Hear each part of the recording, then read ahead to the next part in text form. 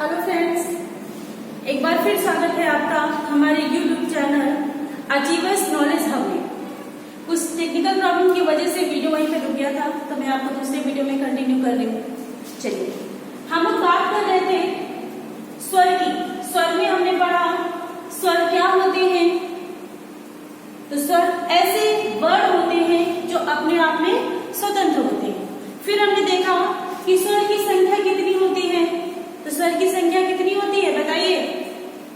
13। आपसे अगर टोटल स्वर पूछ रहा है तो आपकी संख्या होगी 13, और यदि आपसे स्वर पूछ रहा है तो आपकी संख्या होगी 11। यदि आपसे मूल स्वर पूछेगा तो भी संख्या कितनी होगी? 11 होगी। स्वर कौन से हैं मैंने आपको लिखवा दिए हैं, और स्वर हमारे व्यंजन के साथ अपना प्रयोग कैसे बदलते हैं मैंने वो भी बता दिया है। अब आगे हमें देखना है कि अंग और आहा को हमने स्वर की श्रेणी से कैसे बाहर किया। चलिए आइए।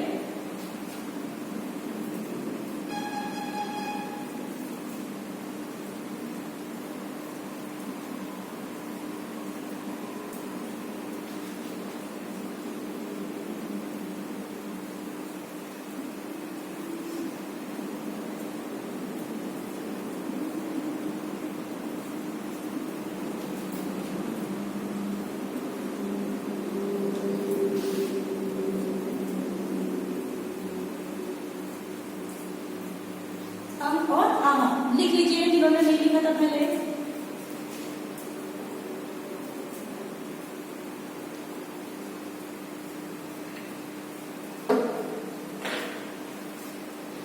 चलिए आइए, अब हमें देखना है कि इन्हें कैसे बाहर करना है। ऊपर मैंने आपको बताया स्वर स्वतंत्र होते हैं, तो ठीक है, ये हमारा छोटा आ है। ठीक है, क्या है हमारा छोटा आ। अब हमने इस पे अनुस्वार लगा दिया। जी हाँ, इस डॉट को कहते हैं अनुस्वार। अब हमने इस पे अनुस्वार लगा दिया तो अब तो ये दो चीजें मिल गई। मैंने वहां कहा था कि स्वर को हमें किसी अन्य वर्ड की जरूरत नहीं है, तो यहाँ पर हमारा छोटा आ था और हमारा अनुस्वार इसको मिलकर एक नया नाम दे रहा है अंग। बिल्कुल वैसे ही कहानी कुछ हमारी आहा की भी है। ये विसर्ग सहायता दे रहा है हमारे स्वर को, इसलिए इसका नाम बदल गया है। इसको बोलते हैं हम आहा। ऐसी ही कुछ कहानी हमारे व्यंजन की है। व्यंजन की परिभाषा सुन लीजिए आप। व्यंजन वे वर्ण होते हैं जिनको उच्चारित करने के लिए, जिनको पढ़ने के लिए, जिनको लिखने के लिए हमें स्वर की सहायता लेनी पड़ती है। किसकी सहायता लेनी पड़ती है? स्वर की सहायता लेनी पड़ती है। और इनका कुछ रूप हमारा व्यंजन के जैसा ही है। ये हमारा आ था, इसपे ये अनुस्वार लग गया तो अंग हो गया, आ के साथ विसर्ग लग गया तो आहा हो गया। इसलिए इन दोनों की कहानी कुछ हमारे स्वर से मेल नहीं खा रही है, तो कुछ विद्वानों ने इनको स्वर की संख्या से उठाकर बाहर फेंक दिया। तो इतनी बात आपको समझ में आ गई होगी। और जब इनको इस श्रेणी से बाहर किया गया तो इन्हें एक नया नाम दिया गया, जिसको बोलते हैं अयोग वाह। क्या बोलते हैं? अयोग वाह। अब अयोग वाह का अर्थ क्या होता है? मैंने कहा था आपसे कि यदि आपको कोई भी एक शब्द समझ नहीं आता है, आप उसका विच्छेद कर दीजिए, आप उसको तोड़ दीजिए।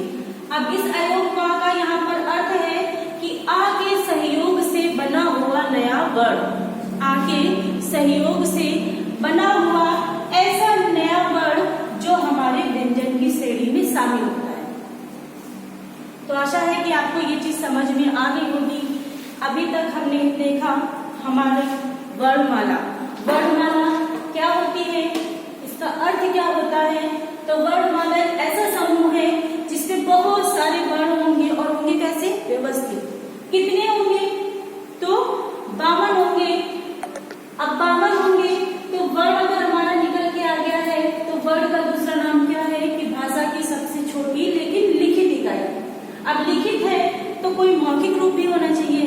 तो मौखिक रूप क्या है हमारा? ध्वनि, क्योंकि पहले कभी हमारे लिए किसी ध्वनि को पाया गया होगा, कोई ध्वनि हमारे कानों ने सुना होगा और फिर कुछ ऐसा विचार आया होगा कि इस ध्वनि को लिखने के लिए हमें कुछ चाहिए, इस ध्वनि को लिखने के लिए हमें कुछ चाहिए।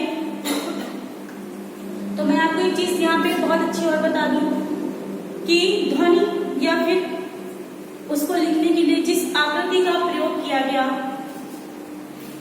उसको हमने एक नाम से जाना, शायद आपने सुन रखा होगा, जिसको बोलते हैं लिपि। क्या बोलते हैं? लिपि। जी हाँ, आवाज आ रही है कि हमारी लिपि कौन सी है? देवनागरी। देवनागरी लिपि। ये भी प्रश्न आता है भाई एग्जाम में कि हमारी हिंदी की लिपि का नाम क्या है? इसका नाम है देवनागरी। अब समझिए जरा, जब हमें कहीं से ध्वनि प्राप्त हुई और ये ध्वनि हमारे कानों में पड़ी तो हमारे मतलब कि विद्वानों के मन में ऐसा विचार आया कि इस ध्वनि को हम सुन रहे हैं लेकिन हम किसी और को कैसे बताएं। जैसे मैंने बताया था, भाषा क्या होती है? भाषा आपका एक ऐसा माध्यम है, जैसे मैं हिंदी भाषा में आपसे बात कर रही हूँ, एक ऐसा माध्यम है कि इस वीडियो के द्वारा आप तक पहुंच रहा है और आप उसको भली बात सुन और समझ पा रहे हैं। ये क्या है? ये भी तो भाषा है। तो भाषा क्या होती है?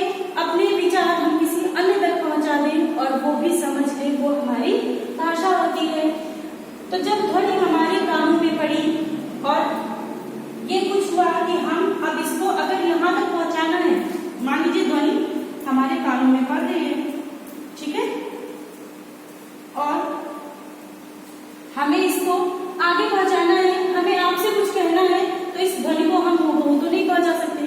हम आपको बोलेंगे तो कुछ लिख के देंगे, कुछ बताएंगे, फिर आप पूछोगे कि बता तो दिया आपने लेकिन इसका प्रयोग कैसे होगा।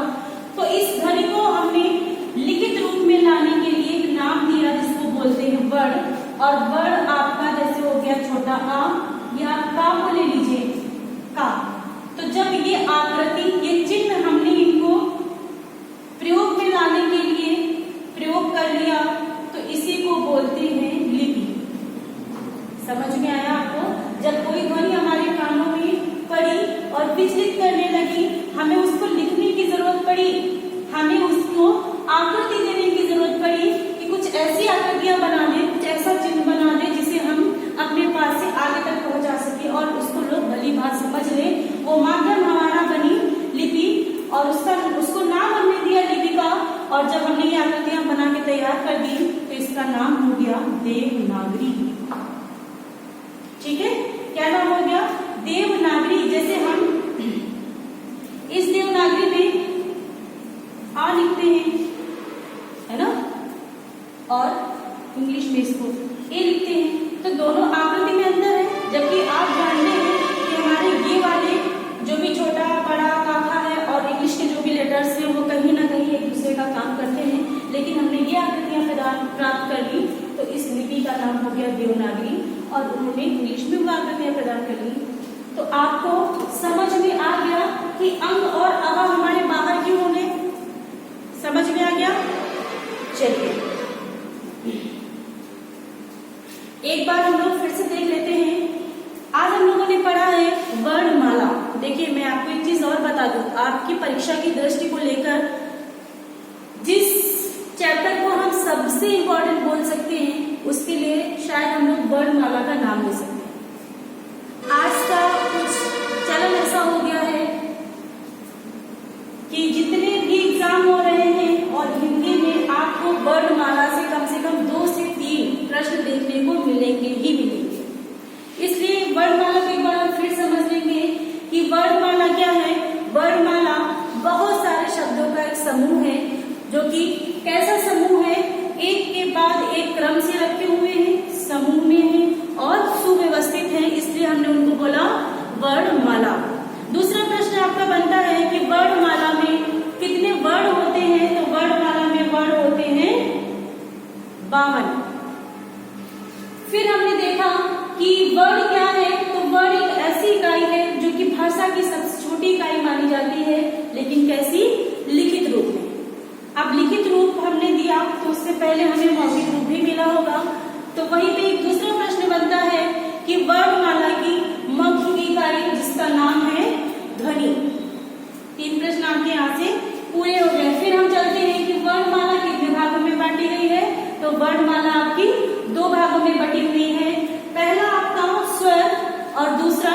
व्यंजन। स्वर क्या होते हैं? तो स्वर वे वर्ण हैं जो अपने आप में स्वतंत्र होते हैं। स्वर वे वर्ण हैं जो अपने आप में स्वतंत्र होते हैं। स्वर की कुल संख्या कितनी होती है? तो स्वर की कुल संख्या होती है 13। स्वर कितने होते हैं या मूल रूप में कितने होते हैं या सामान्यतः स्वर कितने होते हैं? तो होते हैं आपके 11।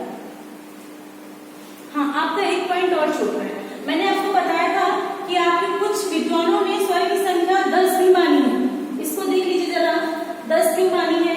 अभी हमने इनको बाहर कर दिया तो हमारे पास स्वर कितने बच रहे हैं? कितने हैं ये? 11। ठीक है, अब हमें 10 की संख्या से एक इसमें और कम करना है। तो आपने इनको तो देखा ही होगा, है ना, इन सभी को देखा होगा। लेकिन अगर मैं आपसे कहूं कि इसको बाहर करना है तो आपको थोड़ा सा आश्चर्य जरूर हो रहा होगा।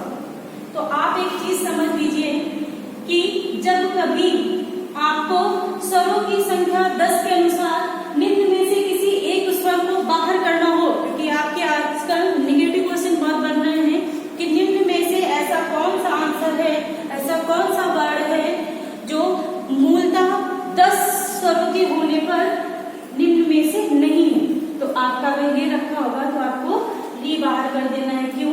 क्योंकि इसको माना गया है कि ये हमारा मूल संस्कृत का शब्द वर्ड है। क्या है?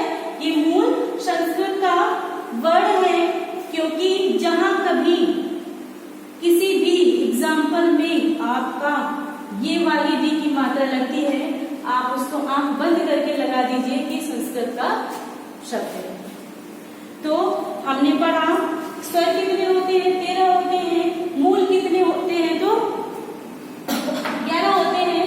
अगर हम 10 के अनुसार पढ़ते हैं तो हमें हटाना किसको है? तो हम री को भी हटा देते हैं। और अंग और आ हमने क्यों बाहर किया? इनका नाम क्या है? इसका कारण क्या है? तो आपको समझ में आ गया होगा। आज की क्लास यहीं तक, फिर मिलते हैं अगली क्लास में। धन्यवाद।